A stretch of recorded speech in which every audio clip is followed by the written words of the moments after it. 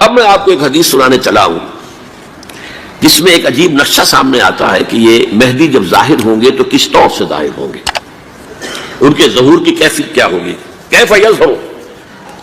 یہ روایت ہے حضرت ام سلمہ سے رضی اللہ تعالی عنہا، حضور کی زوجہ محترمہ ہیں، فرماتی ہیں ام سلمہ عن النبی صلی اللہ علیہ وسلم قال یکون اختلاف عند موت خلیفۃ، موت خلیفۃ، حضور نے فرمایا ایک خلیفہ کی موت پر اختلاف واقع ہو جائے گا، خانہ جنگی ہو جائے گی۔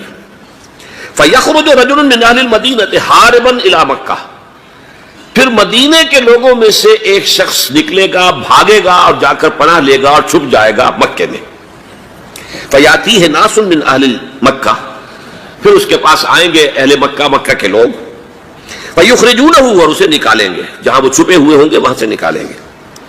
وَهُوَ كَارِهٌ، اور وہ بالکل اس کو پسند نہیں کر رہے ہوں گے، نہ وہ خواہش مند ہوں گے کہ ان کے ہاتھ پر بیعت کی جائے، نہ وہ یہ چاہیں گے کہ وہ میدان میں آئیں اور ان کو جو ہے اپنا لیڈر مانا جائے۔ وَهُوَ كَارِهٌ فَيُبَايِعُونَهُ بَيْنَ الرُّكْنِ وَالْمَقَامِ، لیکن لوگ جو ہے پھر اصرار کے ساتھ ان کے ہاتھ پر بیعت کریں گے رکن اور مقام کے درمیان۔ رکن وہ کونا ہے خانہ کعبہ کا جس میں حجر اسود لگا ہوا ہے، اور مقام ابراہیم جو ہے، ان دونوں کے مابین جو یہ علاقہ ہے یہاں پر وہ بیعت ہوگی۔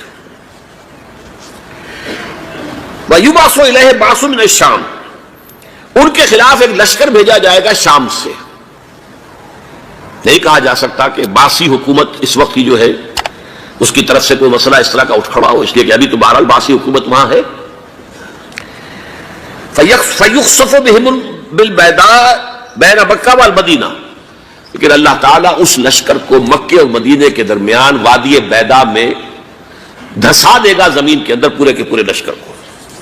فَإِذَا رَأَى النَّاسُ ذَلِكَ، جب لوگ یہ دیکھیں گے کہ اتنی بڑی نشانی ظاہر ہو گئی، أَتَاهُ أَبْدَالُ الشَّامِ وَعَصَائِبٌ مِّنَ الْعِرَاقِ فَيُبَايِعُونَهُ، اب شام سے سارے کے سارے جو اولیاء اللہ ہیں وہ بھی آئیں گے، اور عراق سے جوک در جوک لوگ آئیں گے اور ان سے بیعت کریں گے۔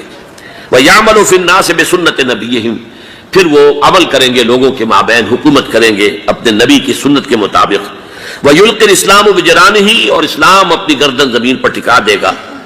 وَالْأَرْضِ فِي الْأَرْضِ، زمین میں۔ فَيَلْبَسُ 7 سنین، پھر وہ 7 برس تک حکمران رہیں گے۔ ثُمَّ يُتَوَفَّى، پھر ان کا انتقال ہوگا۔ وَيُصَلِّي عَلَيْهِ الْمُسْلِمُونَ، اور مسلمان ان پر نماز پڑھیں گے۔ یہ جو میں نے آپ کے سامنے نقشہ کھینچا ہے، اس سے اب میں ایک نتیجہ نکالتا ہوں، اسے بھی میرا گمان کہیے، اختلاف بھی کر سکتے ہیں آپ، اگر اس کو وزنی سمجھے قبول بھی کر سکتے ہیں۔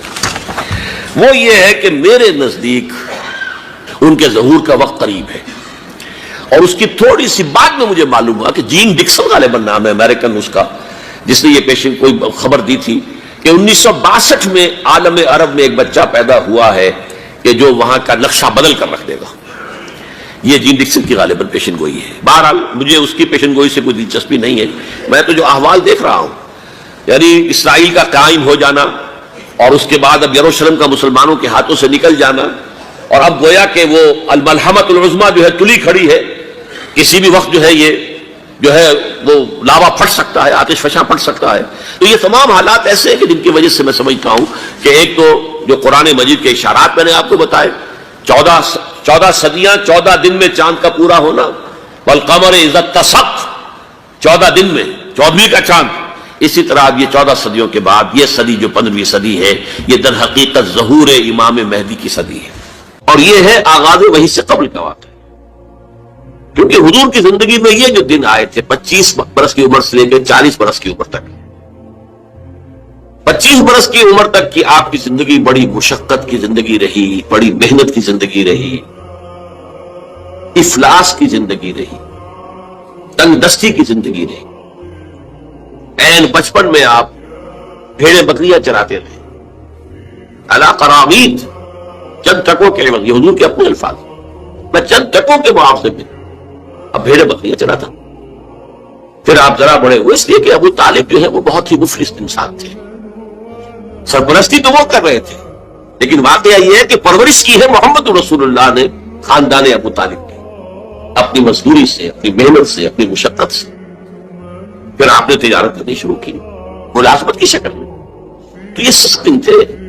وَوَجَدَكَ عَائِلًا فَأَغْنَىٰ، پایا اللہ نے آپ کو کیا تنگ دست تھے تو اللہ نے غنی کر دیا. غنی کس طور سے کیا؟ حضرت خدیجہ سے شادی ہوئی 25 برس کی عمر میں، جو عرب کی متمول ترین خاتون، ان کی اپنی فرمائش پر کی شادی ہوئی، انتہائی محبت کرنے والے. تو واقعہ میں آپ کو سنا رہا تھا کہ اس زمانے میں یہ 25 برس سے لے کر اور 40 برس کی عمر شریف کے مابین کبھی یہ واقعہ پیش آیا ہے کہ حضور ایک دفعہ کہیں نکل گئے مکے سے باہر. مختلف وادیاں ہیں، پہاڑ ہیں، پہاڑوں کے مابین وادیاں. ایک وادی میں آپ نے دیکھا وہ قبیلہ آ کر پڑاؤ ڈالے ہوئے ہے، انتہائی مفلوق الحال، بھوک کی وجہ سے جسم سوکھ کر کاٹے ہوئے، تن پر کپڑے نہیں. حالت دیکھ کر آپ آئے، انتہائی ملول اور غمگین ہو کر گھر میں آ کر چادر لے کر لیٹ گئے. اب پوچھا حضرت خدیجہ نے کیا ماجرا ہے، کیا معاملہ ہے؟ آپ نے فرمایا میں گیا تھا باہر فلاں وادی میں، میں نے یہ دیکھا فلاں گھاٹی میں قبیلہ ہے، پڑاؤ ڈالے ہوئے ہیں اور یہ حال. حضرت خدیجہ اور فرمانے لگے کہ میرے پاس دولت نہیں ہے کہ میں ان کے لیے مدد کر سکوں. سرمایہ تو حضرت خدیجہ کا تھا، آپ کی اپنی ذاتی دولت تو نہیں تھی. اس پر حضرت خدیجہ نے فرمایا اچھا آپ جائیے اور بڑے بڑے قریش کے چند سرداروں کے نام دیے کہ ان کو بلا لائیں گے. حضور گئے، وہ سب آ گئے. اتنی دیر میں اتنا بڑا ڈھیر اشرفیوں کا حضرت خدیجہ نے لگا دیا کہ جب حضور آ کر بیٹھے تو اس کے پیچھے چھپ گئے. اور پھر کہا ان سرداران قریش سے مخاطب ہو کر آپ سب لوگ گواہ رہے، میں نے یہ ساری دولت محمد کے حوالے کی صلی اللہ علیہ وسلم، وہ جیسے چاہے اسے خرچ کرے. ایسی بیوی جس نے ساتھ دیا. میں اگر اس موضوع پر چونکہ میرے کچھ خاص احساسات ہیں اس میں وہ بیان کروں گا تو پھر بہت وقت نکل جائے گا کہ حضرت خدیجہ رضی اللہ تعالیٰ عنہ کا کیا مقام تھا جسے ہم اس اکثر نہیں جانتے. ہمارے ہاں تو جیسے ہے گرفتار ابو بکر و علی ہوشیار باش، یا ابو بکر کی فضیلت رضی اللہ تعالیٰ عنہ اہل سنت کے نزدیک یا اہل تشیع کے حضرت علی کی فضیلت اسی میں ہے، گرفتار ہے، اسی میں جھگڑا ہے. اسی طرح عائشہ اور فاطمہ کا جھگڑا ہے. ایک گروہ ہے کہ جو حضرت عائشہ رضی اللہ تعالیٰ عنہ کو بہت بلند کرتا ہے، اونچا رکھتا ہے. دوسرا گروہ ہے جو حضرت فاطمہ رضی اللہ تعالیٰ عنہ. لیکن یہ کہ حضرت خدیجہ الکبریٰ کا ذکر نہیں ملتا، بہت کم ملتا. بلکہ میں نے جب ابھی شاید 2-3 سال ہوئے جب میں گیا تھا ایران، اور وہاں کے اچھے مشاہدات میں سے تہران کے ایک یہ بھی تھا کہ انہوں نے خالص خواتین کی یونیورسٹی قائم کی. اس کا نام رکھا ہے جامعۃ الزہراء. حضرت فاطمہ رضی اللہ تعالی عنہا کے نام پر انہوں نے یونیورسٹی قائم کی. تو جب ایک ملاقات میں ان کا وہ ڈاپ کا سٹاف وغیرہ جمع تھا یونیورسٹی کا، میں نے کہا کاش آپ نے اس کا نام جامعۃ الخدیجہ الکبریٰ رکھا ہوتا چونکہ میں نے کہا دیکھیے یہ سنیوں اور شیعوں کے مابین مدرسۃ العائشہ للبنات، یعنی جو بھی کوئی رکھے گا یہاں پہ مدرسہ بنائے گا سنیوں میں سے خاص طور پر اہل حدیث جنہیں عرف عام میں وہابی کہتے ہیں، وہ حضرت عائشہ کے نام پر مدرسہ بنائیں گے. بچیوں کے لیے مدرسہ حضرت عائشہ کے نام، شیعہ ہوں گے تو حضرت فاطمہ زہرا کے نام پر. لیکن حضرت فاطمہ کی والدہ حضرت خدیجہ جو صدیقۃ الکبریٰ ہے، ان کے نام کے ساتھ کبریٰ اس لیے جمع ہوا ہے. صدیق اکبر، الصدیق الاکبر ہے حضرت ابو بکر رضی اللہ تعالیٰ عنہ. الصدیقۃ الکبریٰ جیسے حضرت مریم کے بارے میں آتا ہے قرآن میں کان امہ صدیقہ، اس امت کی الصدیقۃ الکبریٰ حضرت خدیجہ رضی اللہ تعالیٰ عنہا. اور ایک بات راز کی ہے جو میں کہہ رہا ہوں، عام طور پر عام خطابات میں یہ باتیں نہیں کہی جاتی. مجھے تو محسوس ایسا ہوتا ہے کہ اللہ تعالیٰ نے حضرت خدیجہ کی ذات میں حضور کو صرف بیوی کی وفاداری اور وفاشاری اور محبت نہیں دی ہے، والدہ کی شفقت بھی دی ہے. حضور محروم ہوئے بہت ارلی عمر میں، والد کو تو دیکھا ہی نہیں، والدہ کی شفقت سے بھی بہت جلد. عمر کا فرق اتنا تھا 25 اور 40 نہ کیجیے. اور آپ کو معلوم ہے میری نانی میرے بڑے ماموں سے 13 برس بڑی تھی، 13 برس میں ان کی ولادت ہو گئی تھی. اور عرب کا معاملہ تو اور گرم ماحول کا تھا. تو کیا 15 برس کی عمر میں حضرت خدیجہ کی اولاد نہیں ہو سکتی تھی؟ اگر وہ ہوتی تو کیا وہ حضرت عمر حضور کی ہم عمر نہ ہوتی؟ اس حوالے سے دیکھیے. چنانچہ ایک واقعہ میں آپ کو اور سنا دوں. ایک مرتبہ حضور صلی اللہ علیہ وسلم اسی طرح جو بھی نیا تجربہ تھا عالم ملکیت اور عالم بشریت کے درمیان اتصال کا، اور جس کی وجہ سے ایک خوف کی سی کیفیت، ایک تشویش کا سا انداز، تو حضرت خدیجہ نے ایک مرتبہ یہ کہا کہ اچھا اب جب وہ آئے، وہ فرشتہ ہے یا کیا ہے، وہ بدروح ہے یا کوئی واقعتاً فرشتہ ہے، جب بھی وہ آپ کو نظر آئے تو مجھے بتائیے۔ حضرت جبرائیل آئے، حضور نے فرمایا وہ آگے، آپ ذرا نوٹ کیجئے، حضرت خدیجہ نے اپنے بال کھول دیے، اپنی آغوش میں حضور کو لے لیا اور پوچھا کہ کیا اب بھی نظر آ رہا ہے؟ فرمایا نہیں۔ فرمایا یقیناً یہ فرشتہ ہے، کوئی بدروح نہیں ہے، فرشتہ ہے جس نے حیا کی ہے۔ اگر کوئی بدروح ہوتی تو ادھر لفظ ہوتی، وہ غائب نہ ہوتی۔ اب آپ اندازہ کیجئے عظمت فکر، سوچ کا، آپ کے فکر کا، شعور کی بلندی کا۔ بہرحال سن 10 نبوی کا تذکرہ کر رہا تھا، حضرت خدیجہ کا انتقال ہو گیا، ابو طالب کا انتقال ہو گیا، جو ایک پروٹیکشن، ٹرائبل زندگی میں پروٹیکشن، جیسے کہ آج ہی میں پڑھ رہا تھا کہ جو بھی پہلا ایک معاہدہ اوس و خزرج کے درمیان جو مسلمانوں نے یثرب کا اور پھر مہاجرین کو ساتھ شامل کر کے حضور نے کروایا تھا، اس میں یہ شک بھی تھی کہ اگر کوئی ایک مسلمان بھی کسی کو پناہ دے دے گا تو وہ سب کی طرف سے شمار۔ یہی معاملہ قبائل میں ہوتا تھا، قبیلے کا ایک فرد اگر کسی کو شخص کو پناہ دے دیتا ہے تو وہ پورے قبیلے کی طرف سے۔ اس حوالے سے خاندان بنو ہاشم کی سرداری تھی ابو طالب کے پاس، اور وہ پروٹیکشن دے رہے تھے محمد عربی صلی اللہ علیہ وسلم، اگرچہ ایمان نہیں لائے لیکن وہ ایک طبی محبت تھی، اور اس طبی محبت کی بنیاد پر انہوں نے خاندان بنو ہاشم کا سایہ کیا ہوا تھا حضور پر صلی اللہ علیہ وسلم۔ اب ظاہر بات ہے کہ اگر بقیہ دوسرے قبیلے جو تھے اس کے سردار وہ اگر کوئی اقدام کرتے حضور کے خلاف تو یہ گویا کہ بنو ہاشم کے خلاف اعلان جنگ ہو جاتا اور ان فائٹنگ شروع ہو جاتی، خانہ جنگی، سول وار مکے میں شروع ہو جاتی۔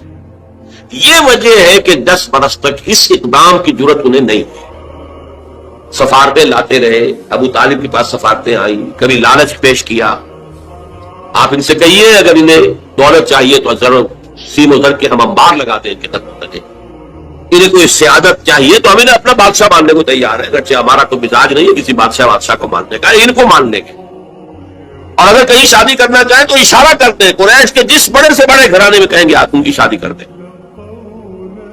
یہ بھی تھی آفر جو حضور نے فرمایا تھا کہ سجا جان چاہیے میرے داہنے ہاتھ پر سورج اور بائیں پر چاند رکھتے تب بھی میں اپنے اس دعوت سے باز نہیں آ سکتا۔ ان کا مطالبہ یہ تھا کہ یہ دعوت ختم کر دیں، ہمارے معبودوں کو برا نہ کریں، جس کے ضمن میں پھر آخری جبکہ ابو طالب بستر مرگ پر تھے اس وقت جو آخری سفارت آئی ہے، اور انہوں نے آخری چیلنج کیا کہ ابو طالب اب بھی اگر تم باز نہیں آتے تو پھر ٹھیک ہے، ہمارا الٹیمیٹم ہے، آؤ میدان میں مقابلہ کرو یا روک لو اپنے بھتیجے کو۔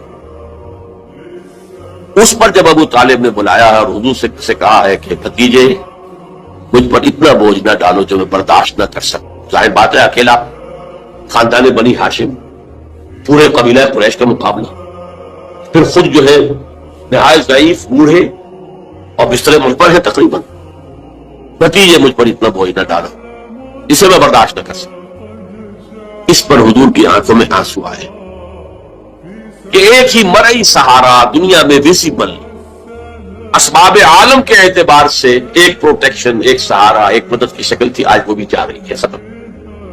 کہا آپ نے ایک ہی چچا جان اب تو یا تو یہ بات پوری ہو کر رہے گی اور یا میں اپنے آپ کو اسی میں ہلاک کر دوں گا، میرے لیے کوئی ریٹریٹ کا کوئی امکان نہیں ہے، کوئی واپسی کا کوئی امکان نہیں ہے، پسپائی کا کوئی۔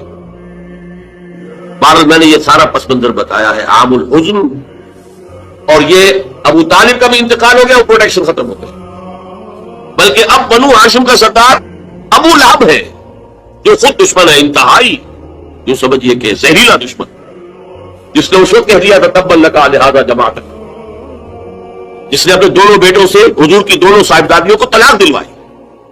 طلاق وہی مانا وہاں تو در حقیقت نسبت کا ہو جانا ہی ایک طرح کا نکاح ہوتا تھا، تو نکاح باقاعدہ ہو جائے گا، نسبت ہو گئی، منسوب ہو گئی، تو گویا کہ ایک رشتہ قائم ہو گیا۔ دونوں بیٹے تھے ابو لہب کے جن سے حضور کی 2 صاحبزادیوں کا رشتہ تھا، ان دونوں نے آ کر نہایت گستاخانہ انداز میں، توہین آمیز انداز میں آ کر حضور کے سامنے کھڑے ہو کر اور کہا کہ ہم تمہاری بیٹیوں کو طلاق دیں گے۔ سارا سب لوگ جیلے ہیں حضور صلی اللہ علیہ وسلم. اب وہ ہے بنو ہاشم کا سردار. کیا نکلے گا نتیجہ؟ پروٹیکشن ختم. اب تو جو بھی چاہیں گے وہ دارالندوا پہ فیصلہ کریں گے. لہذا آپ گئے طائف کی طرف. یہ حضور کی مکی زندگی کا اہم ترین واقعہ ہے. حالانکہ اس سے پہلے 3 برس کا آپ کا شیب بنی ہاشم کے اندر جو گھیراؤ رہا اور مقاطعہ رہا اور بائیکاٹ رہا، کھانے پینے کی چیزیں جو ہے روکی گئی، بدترین قسم کی فاقہ جو ہے کشی کرنی پڑی پورے خاندان بنی ہاشم کو. حالانکہ وہ سب کے سب ایمان تو نہیں لائے تھے، لیکن اس جرم کی پاداش میں کہ بنو ہاشم محمد کا ساتھ نہیں چھوڑ رہے، لہذا اس پورے خاندان کو جو ہے اس کے ساتھ بائیکاٹ ہوگا. اور بائیکاٹ کے نتیجے میں بنو ہاشم کا پورا خاندان شیب بنی ہاشم میں، اور جس کو شیب ابی طالب بھی کہتے ہیں، 3 برس تک محصور رہا.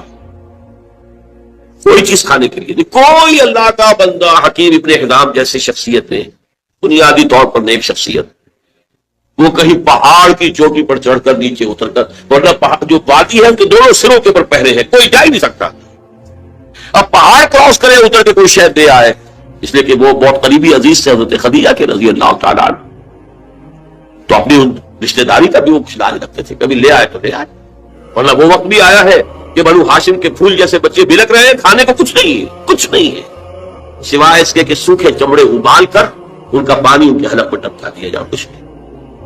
لیکن اس کو بھی میں سخت ترین نہیں کہتا. حضور صلی اللہ علیہ وسلم کے لیے ذاتی طور پر جو سخت ترین مرحلہ آیا ہے وہ یوم طائف تھا، جس کی گواہی حضور کے اپنے قول میں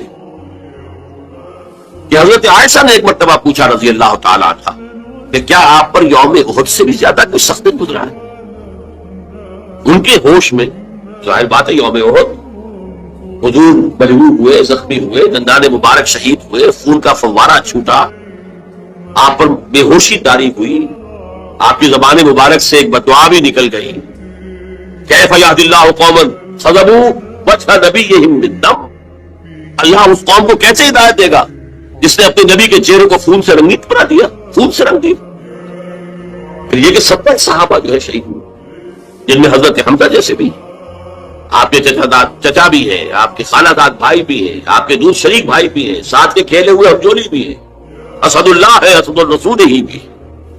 اور ان کی لاش آئی ہے کہ ناک کٹی ہوئی، کان کٹے ہوئے اور پیٹ چاک کر کے کلیجہ چبایا ہوا. تو سخت ترین دن حضرت عائشہ کے نزدیک یوم احد تھا. حضور نے فرمایا نہیں، مجھ پر سخت ترین دن یوم طائف تھا. آپ مکے سے مایوس ہو کر طائف گئے، اور نوٹ کیجئے یہ واحد موقع ہے جہاں نظر آتا ہے کہ حضرت ابو بکر بھی حضور کے ساتھ نہیں، ورنہ سائے کی طرح ساتھ رہنے والی شخصیت. صرف ایک ہے ساتھ، زید ابن حارثہ رضی اللہ تعالیٰ عنہ، جو منہ بولے بیٹے بھی قرار دے دیے گئے تھے، لیکن یہ کہ تھے تو غلام، آزاد کردہ غلام، مولا تھے حضور کے. وہ ساتھ ہے صرف. آپ نے عام راستہ اختیار نہیں کیا جو کہ آسان راستہ ہے، سیل کا راستہ. اب بھی ہے طائف کے 2 راستے، مکے سے طائف جائے 2 راستے، ایک طریق السیل کہلاتا ہے، ایک طریق الجبل کہلاتا ہے. پہاڑی راستہ جو ہے انتہائی دشوار گزار، انتہائی. آج بھی آپ جب جائیں وہاں پر تو معلوم ہوتا ہے کیسی لوگوں نے سڑک بنائی ہے، یہ نہایت دشوار گزار. لیکن اب دوبارہ وہ بہت عمدہ سڑک بنی ہوئی ہے. حضور کے زمانے میں سڑک کہاں تھی؟ کس سختی کو جھیل کر اس طریق الجبل کو آپ نے اختیار کیا، اس لیے کہ عام درخت کا راستہ جہاں تھا وہاں تو سب تھا کہ فوراً حملہ ہو جائے، کیونکہ غالباً دارالندوا میں یہ فیصلہ ہو چکا جب قتل کر دو محمد کو، ختم ہوا، ابو طالب گیا. اب کوئی ہمیں اندیشہ نہیں ہے کہ کوئی ان فائٹنگ ہو جائے گی، کوئی جو ہے سول وار ہو جائے گی قریش میں. لہذا اس لیے آپ اوائڈ کر رہے ہیں اس راستے کو جس پر عام درخت عام ہے. وہ دشوار گزار راستے سے ہو کر طائف پہنچے، وہاں کے 3 سرداروں کے پاس جا کر اپنی دعوت پیش کی، اس امید میں کہ اگر ان میں سے کوئی ایک بھی دعوت قبول کر لے، مجھ پر ایمان لے آئے، تو میں یہاں منتقل ہو جاؤں، یہ میرا دارالہجرت بن جائے.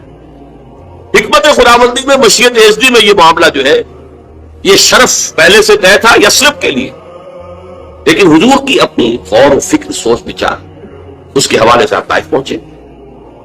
تینوں نے جو جواب دیے ہیں کلیجے سے پار ہونے والے جوابات. ایک جگہ فوراً روانہ ہو جاؤ یہاں سے، اس لیے کہ ہو سکتا ہے تم سچے ہو، واقعی رسول ہو، تو میں نے کوئی توہین کر دی تو میں مارا جاؤں گا، اور ہو سکتا ہے تم جھوٹے ہو تو جھوٹے کو میں وہ لگانا نہیں چاہتا، لہٰذا روانہ ہی ہو جاؤں. ایک جگہ تمہارے سوا کوئی ملا تھا اللہ کو رسول بنانے کے لیے، یہ جو قرآن مجید میں بھی آیت کوٹ ہوئی ہے من قریتین عظیم، یہ جو کوئی رجل ہوتا، کوئی شخص جو ان دو بستیوں میں بڑی عظمت والا ہوتا، دولت والا ہوتا، ولید ابن مغیرہ کی طرح اس کی جائیداد مکے میں بھی ہوتی، مدینے اور طائف میں بھی ہوتی، تو ایسا شخص نہیں ملا تھا اللہ کو کوئی نبی بنانے کی. تم جیسا یتیم مفلوق الحال جس کا اپنا کوئی سرمایہ تھا ہی نہیں، جس کے لیے سرمایہ بھی اگر کوئی تھا تو بیوی کا تھا، وہ اللہ نے چنا.